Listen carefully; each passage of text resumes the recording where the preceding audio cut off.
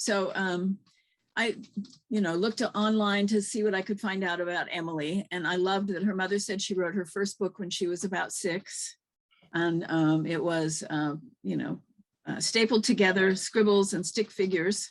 But she knew by teenage years that she actually wanted to be a writer.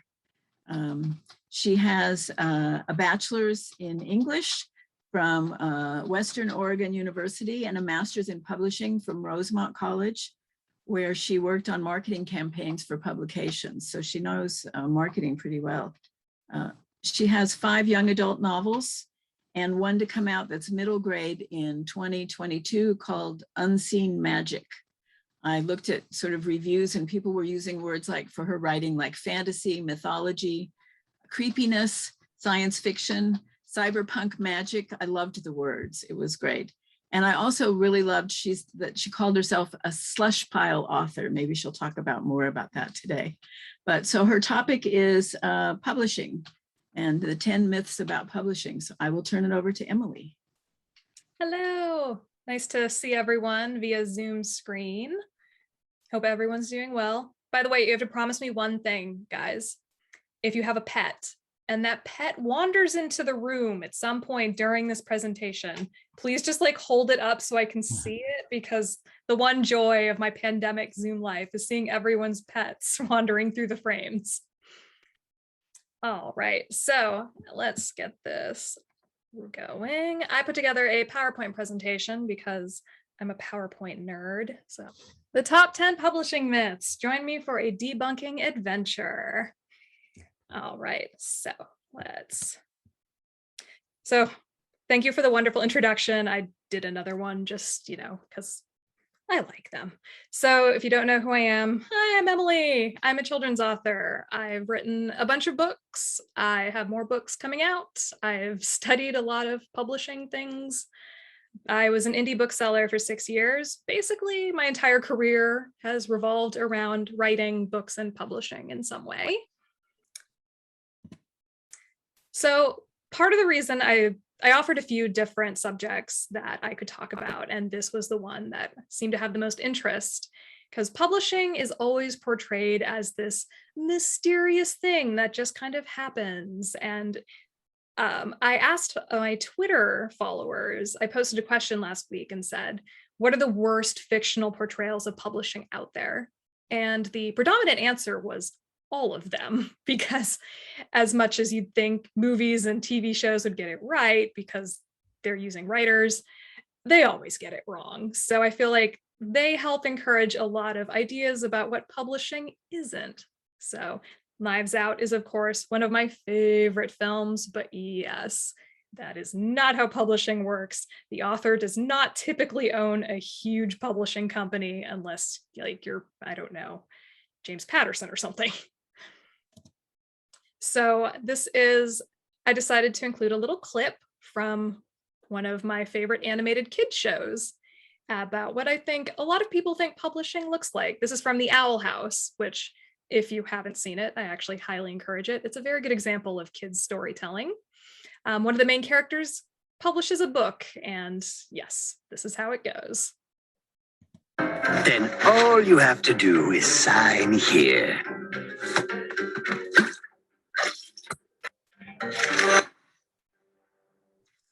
You're ominous, and I like it. Get ready to be famous, Mr. King.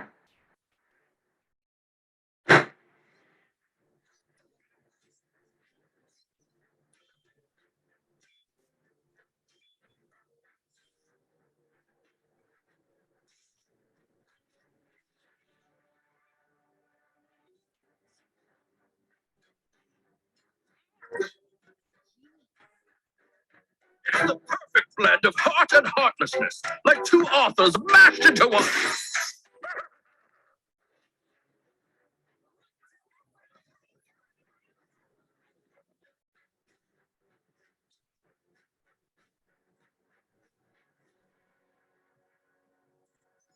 Spend money on my thing I wrote. Spend money on my thing I wrote.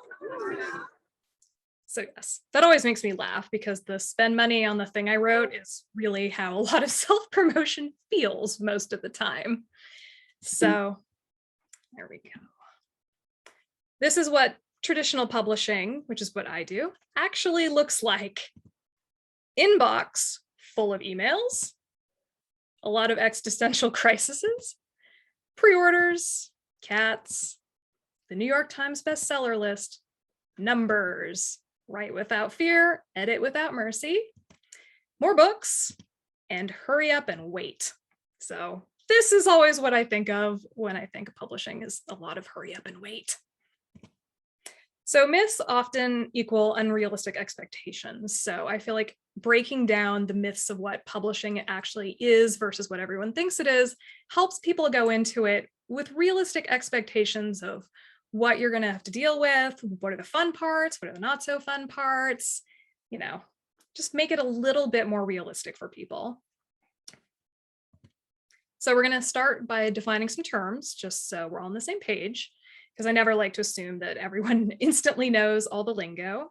So when I'm talking about publishers, I'm talking about the quote unquote traditional ones. There are the big five.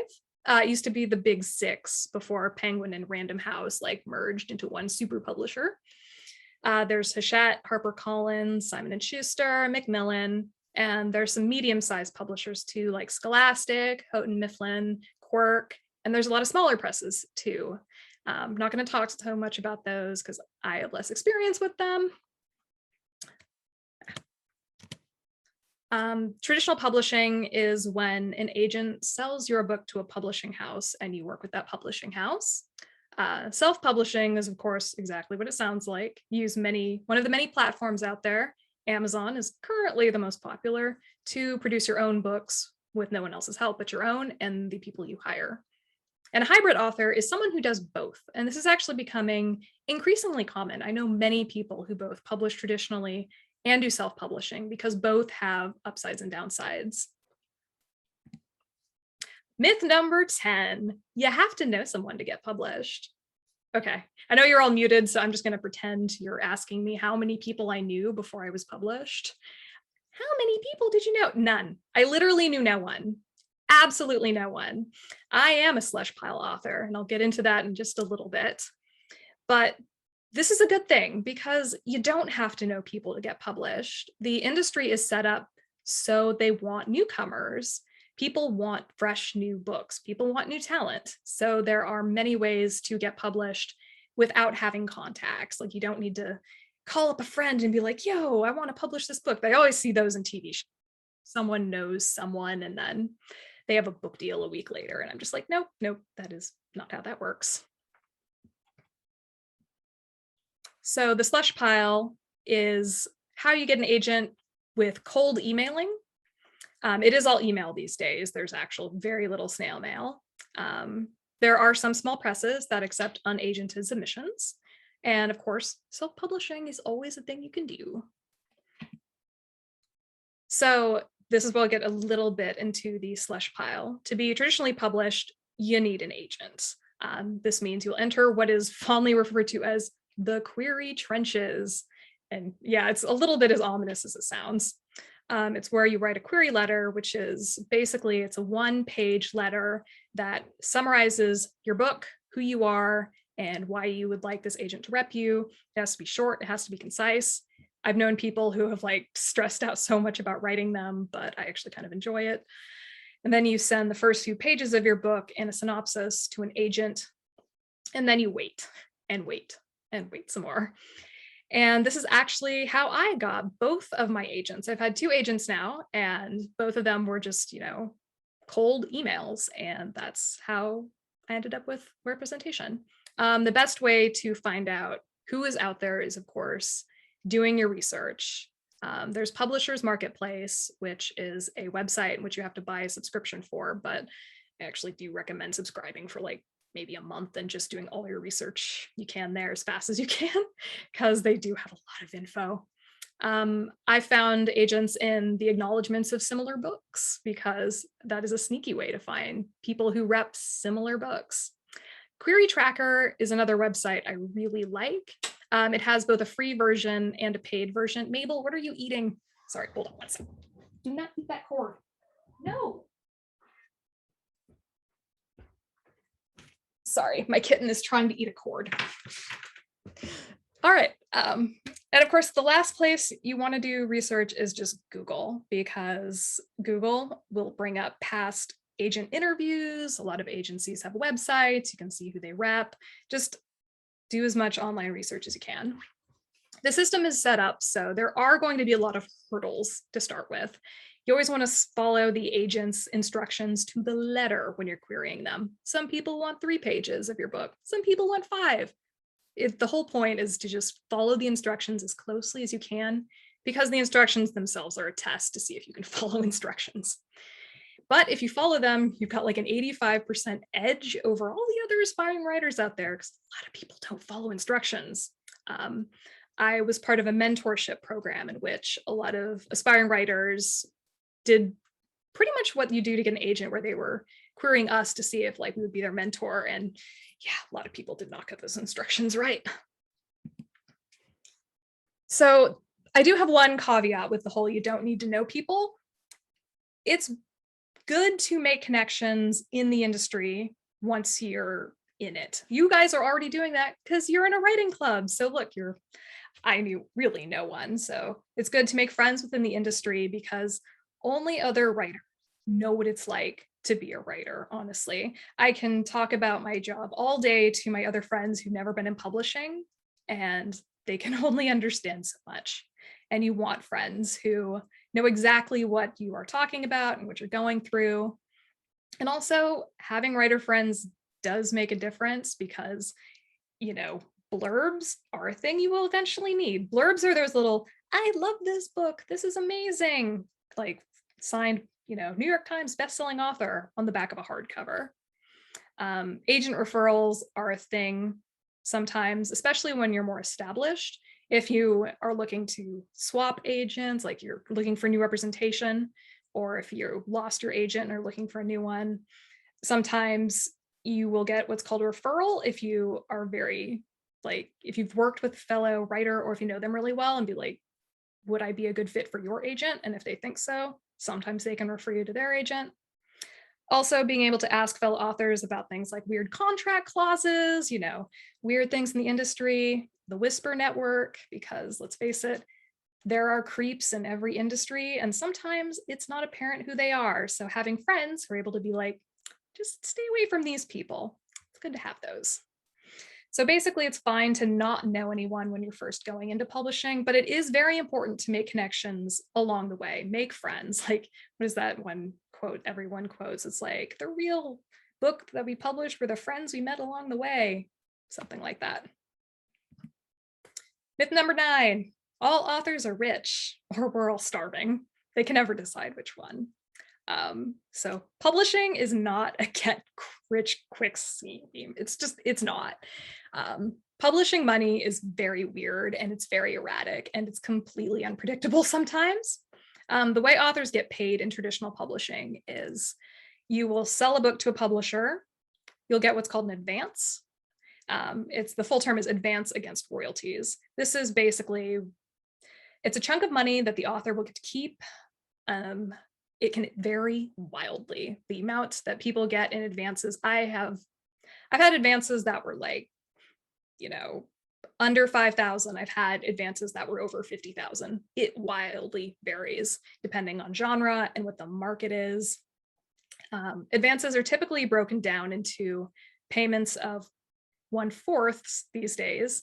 Used to be 1/3, but things are getting worse, sometimes even 5ths now, into things like when they accept your manuscript for publication, like when you're through copy edits, when the book publishes, when you sign the contract. Basically, for different milestones, you get a chunk of the advance. So already, like, for example, if you had a advance of 20 grand that's already going to be split into 4 payments, your agent will take 15%. So you see how this is breaking down into smaller chunks. And then, of course, self-employment taxes are a thing. Like, yeah, they're a thing. Healthcare, if you're writing full-time and you don't have outside healthcare, can be very expensive. And royalties, you make royalties once you earn out your advance. So basically, once your book has earned the amount that your advance was, then you start getting royalties. And depending on whether it's a hardcover or paperback, you get a different percentage of every book. Those are typically paid twice a year. I get paid in March and September usually. Self-publishing, the upsides is the payments are way more regular. I've got friends who publish with Amazon and they get once a month payments, just, money in the bank. But of course, the downside is the amount is completely dependent on how many books you manage to sell. So, of course, the moral of the story is don't quit your day job yet. It took me 6 years before I was able to move into becoming a full-time author. But on the flip side, we're not all starving either. You can actually make money. Book deals vary widely based on genre. Certain genres just pay more than other genres. Some publishers just pay more. But if you keep at it and especially diversify what you write, I couldn't become a full-time author until I was writing both middle grade and young adult. It's very good to diversify. You can actually make a steady income. Like so far, I'm not surviving off of like ramen quite yet. This is another one I see commonly, and that's agents/editors are your boss. And I always get this image of a Michelle, was it Michelle? The bad boss from The Devil Wears Prada, Priestley. I'm gonna have to watch that movie again soon. Basically the bad boss that everyone's terrified of, but neither is actually true. Your editor and your agent are never gonna come like knocking on your door going, where's your next book? Just never gonna happen. Agents aren't really your boss or your employee, even though they're getting paid out of what you're paid. It really functions more like a partnership. Agents will edit manuscripts before submitting them to publishers. I always run my new work past my agent, and she's great because she used to be an editor. So she will give me feedback on it and have editorial comments to make the work stronger. Agents also are the ones who submit your work to publishers. They know the industry really well, so they'll know which editors will be buying what genre, what they're looking for, which ones will be a good fit for the author. They, of course, also negotiate contracts, which is good because I would be very, very bad at that. They sell sub rights, which of course are things like foreign rights and audiobook, and film rights are usually dealt with a film agent, but agents can often help find film agents. And they also just generally help advise authors on career paths and the way things should be moving. Reputable agents never charge for their services. If an agent asks for money, that is always a sign to run away as fast as you can. No reputable agent will ever ask for a fee or like consulting services. No, they don't do that. They just take a flat fee of 15% of everything you make. And also no agent will ever tell you what to write, but they may make suggestions. Like you come to them with a book and you're like, I really want to sell this new vampire book. And your agent may gently say, that's great, but vampire books are not selling. What else do you want to write? So also the same thing with editors. Editors are never like going to be like, you have to do this thing. It is a little bit more like you are a freelancer working for them though, because the editor is your main point of contact that authors have with their publishers. Things they do include editing, obviously. They act as a liaison between authors and all the other people on the team, which there's a lot of people on a publishing team, from designers to copy editors, marketers, artists. And a good editor will advocate for your book in all the meetings or they're deciding things. They'll also advocate for your career if they're like invested in you as a writer. And again, no editor is ever going to say, you have to write this book this way or else. At least no good editor will ever do that.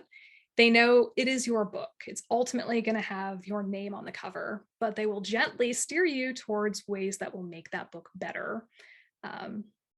It's ultimately your work, but editors are there just to try and make it the best it can be.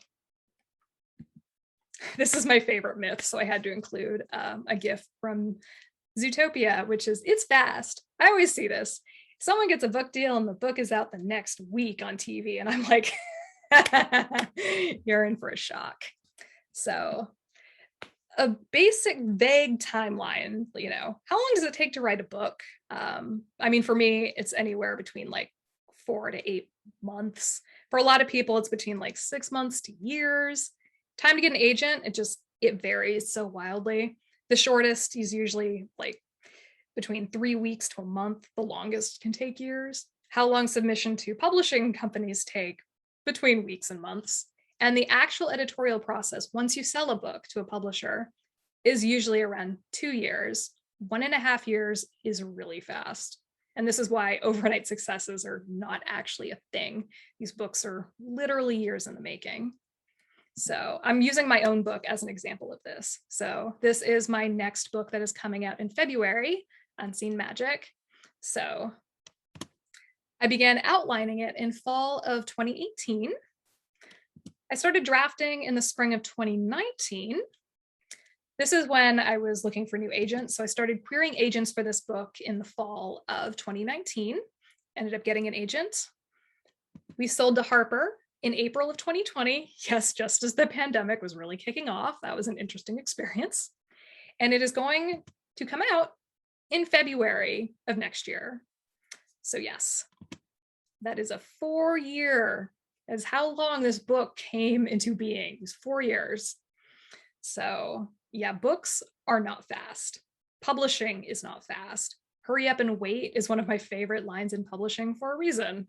You'll spend a lot of this time waiting for stuff to happen. And yeah, publishing takes about 2 years, and we're going to see why in just a second. Publishers are just there to print stuff. No, publishers are not printers.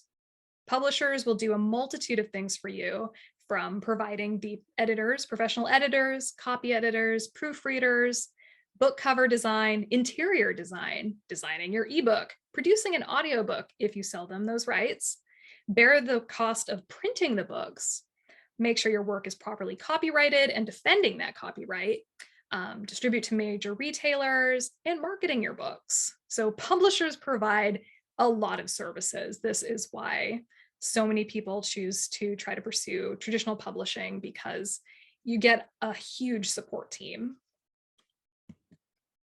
Myth number 5, I remember this one when I first started publishing, and I had a bunch of people ask me, did you do the cover design? And I just had to start laughing because I'm like, no, I could not do that. I am not that good of an artist. Do you want to see a stick figure I drew? Trust me, no, you don't. So basically, if you're self-publishing, you'll have way more control over your cover. When you're traditionally publishing, there's usually a clause in your contract that'll say they have to show it to you. And that's kind of it. Most of them will consult you. They'll be nice about it and be like, what do you think? These are our ideas. But most authors aren't designers or artists. So it's kind of a good thing that we're not in charge of our own covers for a lot of the time, because people do judge books by their covers. I worked in a bookshop. I saw this in action. A lot of people walk up and will just bypass the ugly covers. And to show why this is, yeah. So this is the concept art on the left done by me when I was like, what should the Bonehouses cover look like? And the right-hand side is what it actually looks like. So yes, this is why I should never be allowed to design my own covers. Myth number 4, self-publishing is easy and anyone can do it. Let's put it this way. I do traditional publishing for a reason. I do intend someday to attempt self-publishing, but yeah, not yet. So self-publishing doesn't contain the same initial hurdles as traditional publishing. There's less barriers to get started. You don't need an agent. You don't need a publisher. All you need is you, basically. But on the flip side, you have startup costs. You're going to have to pay for a freelance editor if you want someone else to help you edit it. You're going to have to be the one dealing with cover, which, you know, if you're like me, needs to get someone else to do the cover, marketing, and there's kind of still an uphill battle to gain a lot of readers' trusts. In the last few years, luckily, indie publishing has become more mainstream, and a lot more people have come to admit that self-publishing is not, I feel like there's a misconception for a long time that everything self-published was bad. And that's not true. There's a lot of really great self-publishing authors out there. In the last few years, it's become a little bit more mainstream. Some of my favorite authors are self-published. So I feel like that's luckily becoming a little bit easier to be like, look, this is my self-published book. To be a good self-publisher, you have to be the greatest multitasker in the world. You have to be good at self-promotion, managing your money, art design or hiring designers, marketing, consistently producing work, because this is one thing I've learned about self-publishers is that they put out work like there is no tomorrow. There's a few romance authors I read and they come out with new books every 3 months and I am just in awe because I could never do that. But you kind of have to do that with self-publishing because consistency sells and building up a backlist is really good. Also communicating with your readership. I've found that's also a really big key for the successful self-published authors is they have really big newsletters or they've got a good social media presence. They're good at communicating with their customers. There is a misconception running around because this has happened with 50 Shades of Grey, the one everyone thinks of. And there's a few other cases of this happening where you self-publish your book and then it sells big. And then a big publisher is like, we want your book. That is the exception to the rule. This very rarely happens because publishers want fresh work that hasn't been published before. So if you do self-publish your work, it's been published. So a lot of people won't touch it after that. And if the flip side does happen and you self-publish the next 50 Shades of Grey and you're selling a lot, then what's the point in signing with a traditional publisher? You're probably making a lot of money and doing very well. So basically, it's good to decide upfront whether you want to self-publish or attempt traditional publishing, or if you want to do both and decide which books you want to do which with. Myth number 3, you need to have a big following on social media. I'll be honest, it can help, but it's not required. I have a friend, she recently talked about how she spent the last year on TikTok because TikTok is the new fancy social media. I'm old, so I don't get it quite yet, but she spent a year building up a following on TikTok. She had over 60,000 followers. She spent all this time and dedication, and she encouraged her followers to pre-order her newest book from this one indie bookshop. And she went into the indie bookshop to sign all the pre-orders, and there were 12. There were only 12 pre-orders out of 60,000 followers and a year of building up that following. So yeah, sometimes big social media following does not translate to actual sales. The benefits of social media, or how I like to use it, is there's an ease of communication with readership. Authors are more accessible now than they ever have been, and that's both a good thing and a bad thing. The good thing is, readers are very passionate. They love to reach out to their favorite authors and be like, I loved your book. Downside is sometimes you get tagged in reviews that are like, this was the worst book I ever read. So you just have to ignore those. It's good for announcing news. A lot of cover reveals happen on Twitter and Instagram these days. They used to happen on blogs, but blogs are much, much smaller and not so much happening these days. Also, my favorite thing about social media is you can make a lot of friends. I have made probably about 85% of my writer friends online because I live in Fort Bragg. I'm in the middle of nowhere. Trying to communicate with people in person is kind of difficult, but making friends online is completely doable. You'll find your peers and you can chat with them and just bond. And honestly, it's how I do a lot of networking. My short story in the anthology, His Hideous Heart, came about because I was on Twitter at the right moment when a friend of mine was tweeting saying, I really want to do an anthology of like Edgar Allan Poe retellings. And I remember just shooting off a tweet to her going like, hey, if you ever did that, sign me up for, the Purloined Letter. So 2 years later, guess who has a cyberpunk retelling of the Purloined Letter in a book? So yes, social media can help, but you don't need to be a huge name on it. So my advice for social media is do what you like. Do what brings you joy. Never do it if it's a chore. If you like taking pictures, do Instagram. If you're into videos, there's YouTube or TikTok. If you like words, Twitter. A lot of the publishing world is on Twitter. If you want to do a newsletter, do that.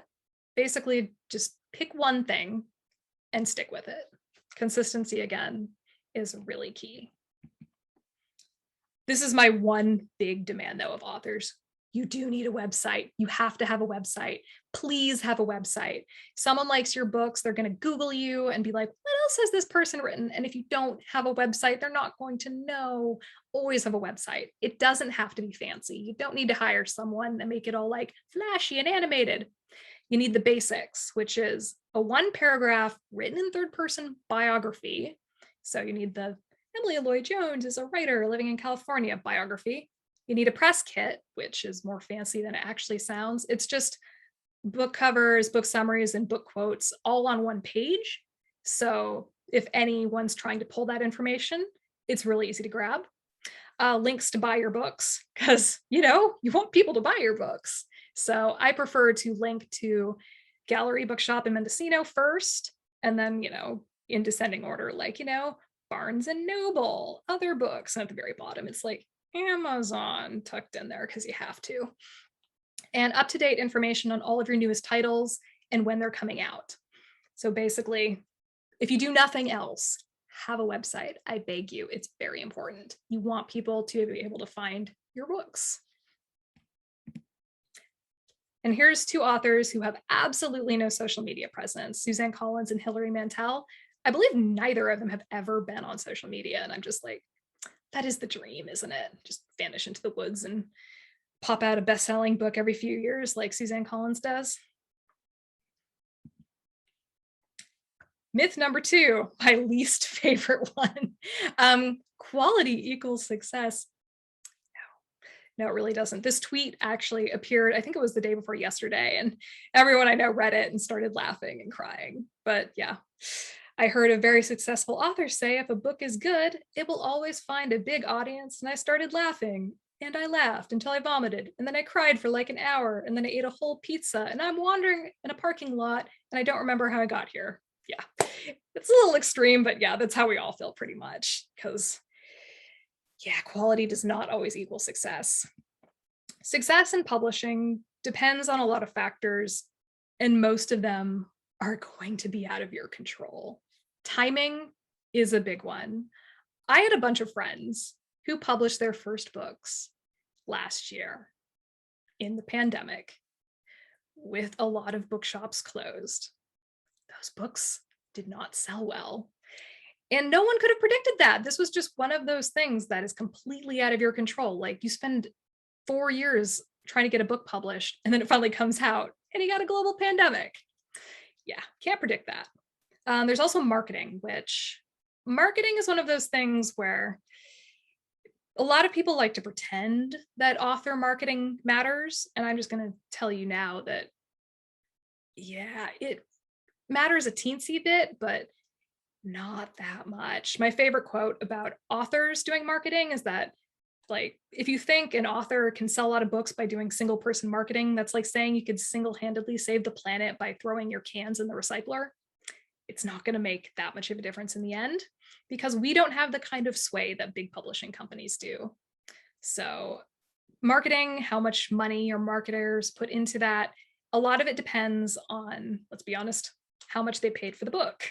So if a publisher buys a book for not a lot of money, often that means they're going to put less money into your marketing budget. The big 6-figure splashy deals are often the ones you'll see, like, big advertisements in magazines. They're the ones that get a lot of press.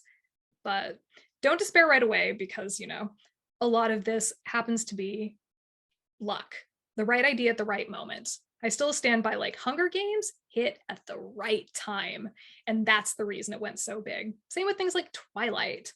It's just, you have an idea and it just hits the general consciousness at the right moment and blows up. And most people don't blow up. And most authors are what is called mid-list. I am a mid-list author. We are authors that are not like, the Suzanne Collins of the world, but we keep consistently selling books. So publishers keep buying our books. This is the majority of the publishing world. So you just have to accept that the market is not under your control. How many books you sell is not something you're ever going to be able to affect, really. Yeah. Publishing is random and unpredictable. Trends come and go.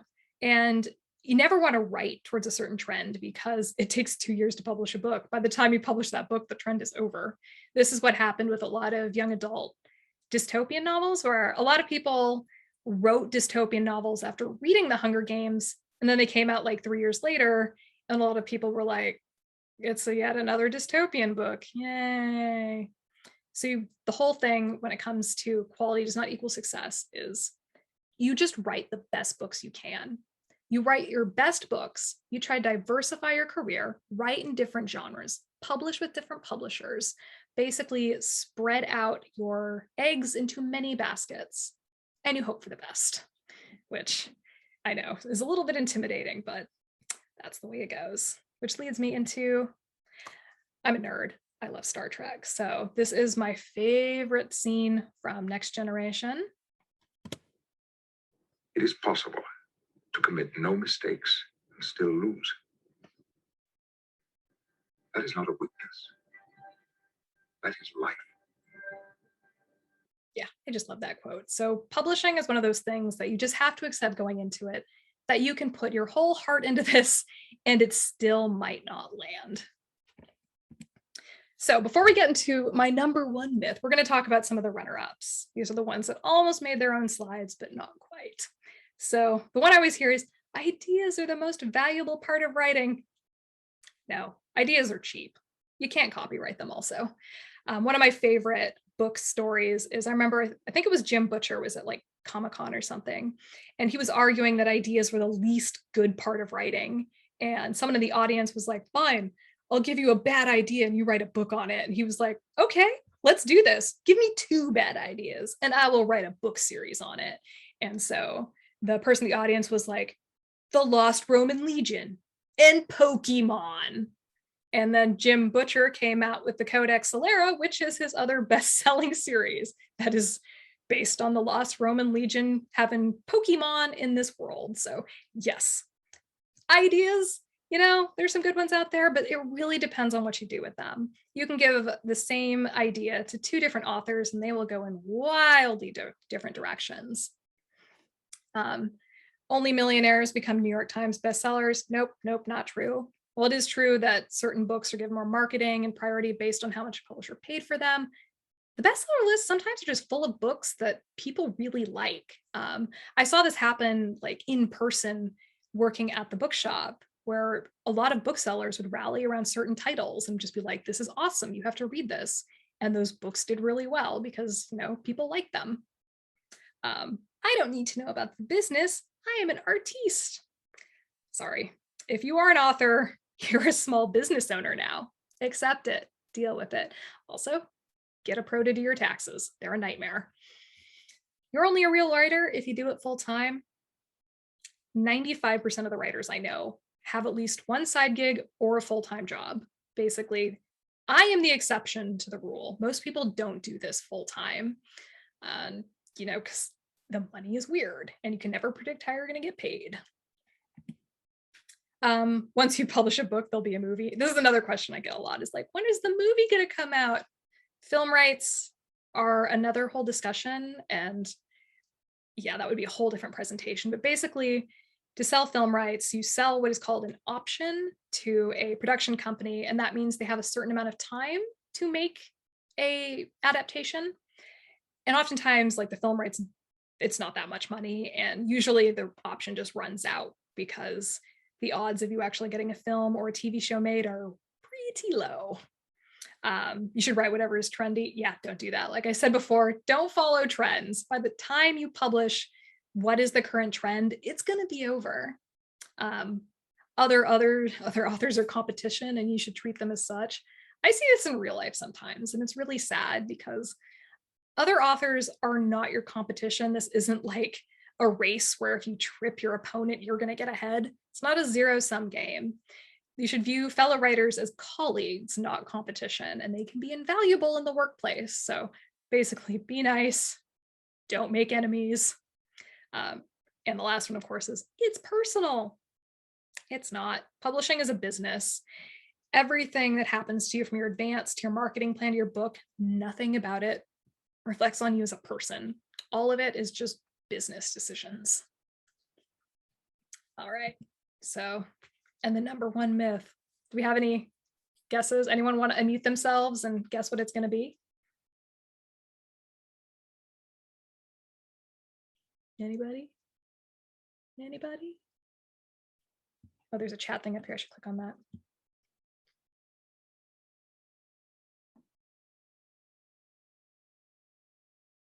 Oh, I'll get to questions in a little bit. Okay, so this is a clip from one of my favorite new Pixar movies. It's called Soul. It is about a jazz musician who's been working as a middle school teacher for most of his life. And his big dream was to become the pianist in this jazz band. And at the end of the film, he gets into the band. I mean, he dies halfway through the film. That's a whole different subplot. But he gets into the band. He does this fantastic show with them, and they're all leaving the club. And this is the scene. And it's one of the few scenes I've ever watched that just was like, yeah, this is the reality of being an artist. You play 100 shows and one of them is killer. You don't give many like tonight. Yeah. So, what happens next? We come back tomorrow night and do it all again. What's wrong, Teach? It's just, I've been waiting on this day for my entire life. I thought I'd feel different. I heard this story about a fish. He swims up to this older fish and says, I'm trying to find this thing they call the ocean. The ocean, says the older fish. That's what you're in right now. This, says the young fish, this is water. What I want is the ocean. See you tomorrow.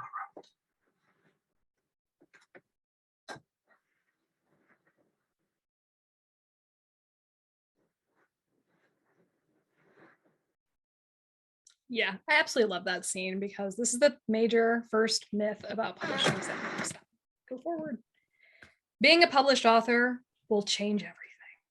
My life will be different. I'll achieve all my dreams. I'll finally feel like a successful writer. I'll know my writing is good. Which none of these are true.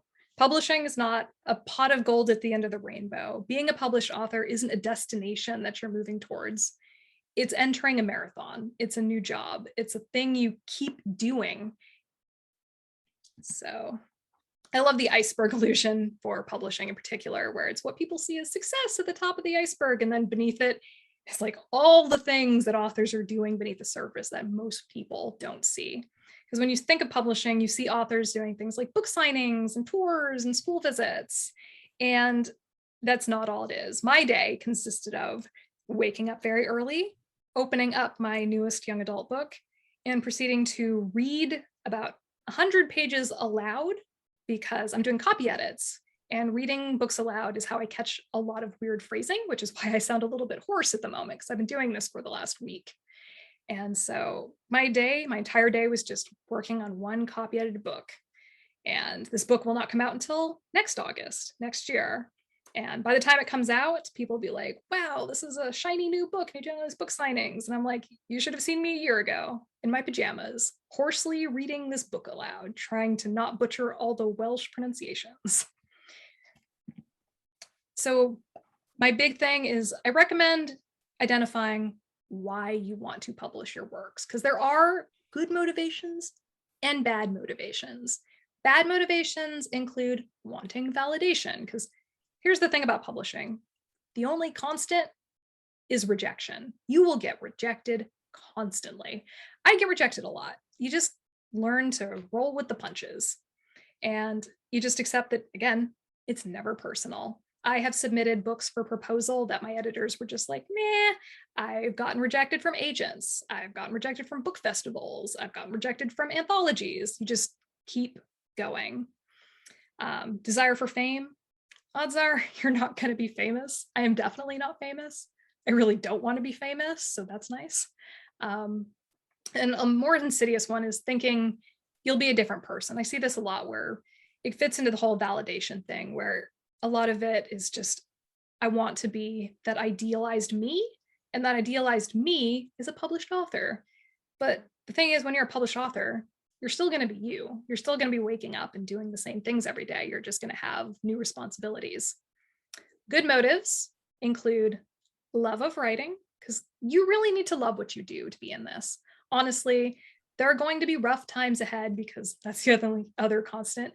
And a desire to be an author is not going to be enough to get you through them. You have to be passionate about what you're making, about the process, about the stories, about the words. You have to be into the process of creating your books.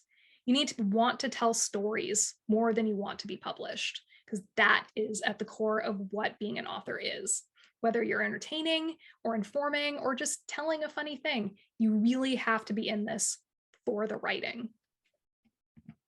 So the last bits of advice are, of course, there are several paths to being published. You don't have to go with one or the other. I talked about traditional publishing more because that is what I have the most experience in, but there are small presses out there. You can do research in Publishers Marketplace and look for places that don't require agents. You can submit to them. I have several friends who built up a portfolio of short stories before moving on to finding an agent, or some people just stick with that. Some people self-publish, some people do both. Publishing is actually really cool when you learn about it. There's a lot of moving parts, and a lot of it is rooted in some kind of weird historical traditions, like the fact that new books are always published on Tuesdays, and it's just always been that way. And it's just such a weird little quirk, things like that. You always have to keep in mind that while making a book is art, publishing is a business. There is a lot of money in it. Like, books sell really well. And so you have to acknowledge that you are creating something that is going to be sold. Most people get into publishing both on the writer side and on the editorial side, like editors, agents, everyone in this is doing so for the love of the book. No one gets into publishing because they don't love books. And you will make new friends unless you're a total hermit, but you'll probably still make friends. You will normally travel to some cool places when it's not a pandemic. I've gone on some very fun writing retreats with people that I met online. I've traveled to, like, there's a really good one in Texas a few years back, and hopefully I can do more writing retreats once the pandemic clears up. And here's the thing, it's what I always try to impart to people. You may not be a bestseller, but there is someone out in the world who needs your book, and they will probably find it. And I've had writers and readers come up to me and be like, I really needed this book at this moment, and thank you so much for writing it. And honestly, that means more than any New York Times bestseller list. So, questions. I got some in the chat I saw, so I'm going to open that up really fast. Okay, so the sound is not coming through. Oops, hope that got fixed. Sorry. Library cover, did you have any input on the design? Yes and no. For the cover of the Bone Houses, when we were spitballing concepts, and it's a medieval zombie book. So of course I was like, it's going to be a skull, isn't it? It's totally going to be a skull. And they were like, we think so, yes, but we also want to make it look, medieval and folklore-y, because that's a lot of Welsh folklore is in the book.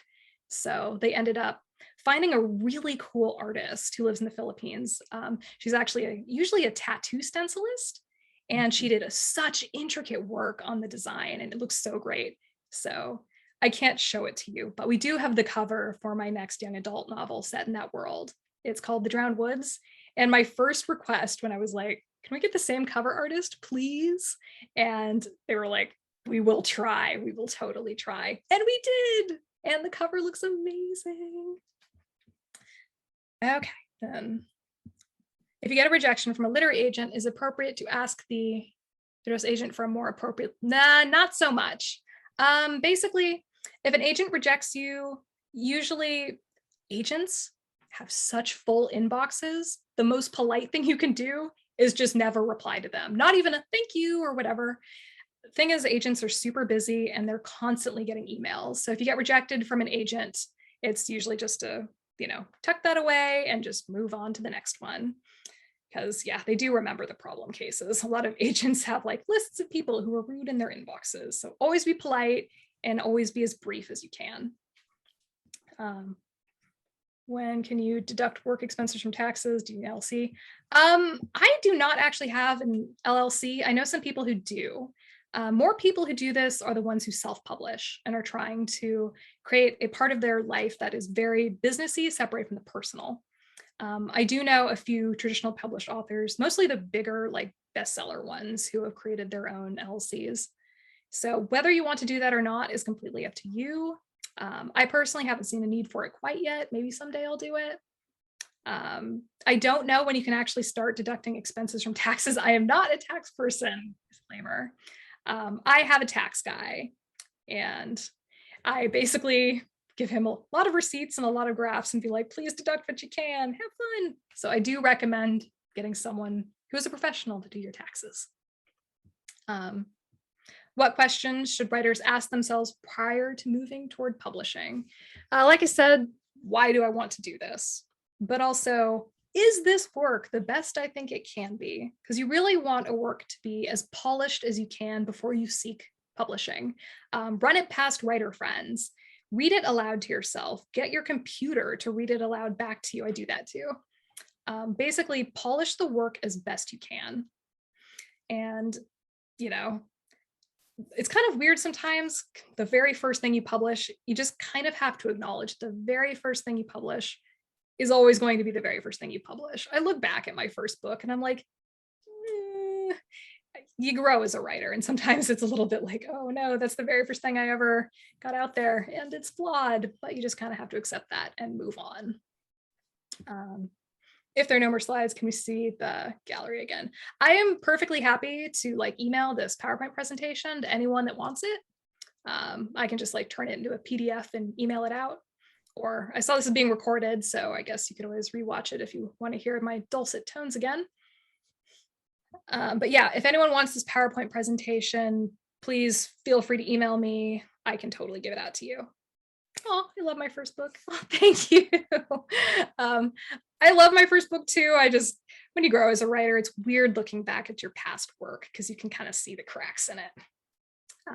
As a full-time author, producing a book in 4 to 6 months, can you describe a typical work day? Any days off? Okay, my typical work day is this.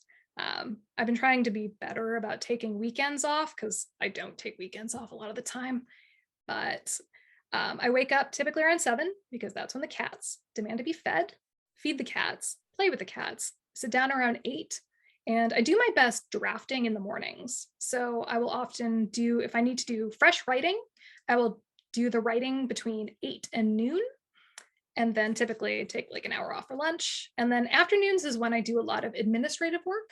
Like if I need to do business emails or if I have to update my website, I have to do social media every day, that type of thing. I always do that in the afternoons. So typically it is like an 8-hour workday. It's just broken up a little bit. Oh, hello, kitty. She's trying to jump up. No, don't eat the cord. I do try to take weekends off because I'm like, I need to take some days off. Although a little bit this summer, I've been busy enough that I'm just like, whatever, I'll power through. Next question is, do traditional publishers generally allow the writer to have input into the design? To a degree, a little bit. Depends on the publisher and depends on your relationship with the publisher. As a newbie author, like the very first time I was ever in this, like I had almost no say. But the more established I became and the more I worked with the same editors, the more they would be like, hey, Emily, what do you think of this? So it's kind of a thing where you build up seniority a little bit and then get a little bit more input. I've been very lucky in the cover department. I haven't needed to give that much input and I've ended up with pretty decent covers like every single time. I know I'm lucky. I have other writer friends who are actually artists. And sometimes like if you are a professional artist, the publisher will be like, do you want to produce some of the artwork for this? One of my friends who's a very nice artist has a book coming out in September in which she did all of the interior art, like all the chapter headings and, you know, the little breaks in between paragraphs. She did all of that. And it looks great. I could never do that. But yeah, it just depends on the circumstances. Some publishers are a little bit more amenable to working with authors and some are just like, here's your cover. No, you don't get any input.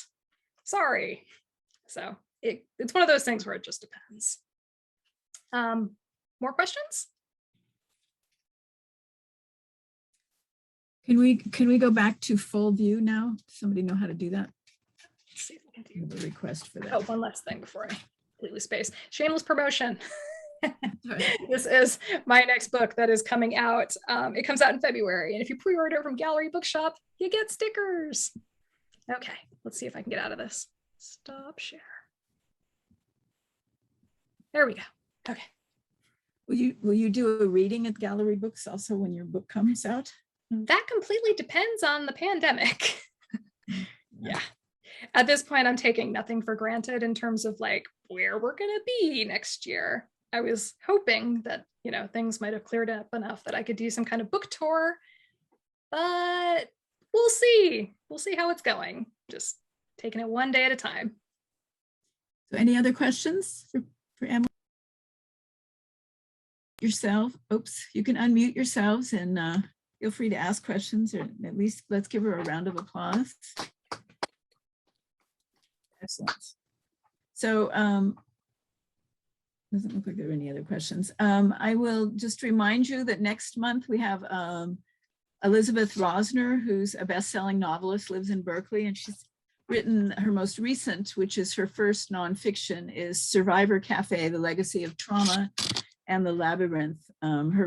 She's the daughter of Holocaust survivors, and she's going to talk about writing about trauma. I think that will be interesting. So I encourage everybody to come to that. She's also an essayist and has written a poetry collection. So hope people will be interested in that. That's it for our regular meeting, but if people want to stay and chit chat for a while, we're open to doing that. So, and Doug will be hosting that. Otherwise, see you all next month. It was great to see you all. I would join, but I have to finish my copy edit. So understandable. Awesome. Writer's work is never done. yeah, they're due tomorrow. So I'm like, oh, I have to get those done. Thank No you, excuse. Emily. Thank you. It was excellent. Yeah. it Thank was you for really having great. me. And again, I can email that presentation to anyone who wants it. So Okay. Thank you. Thank Thank you, you. everyone.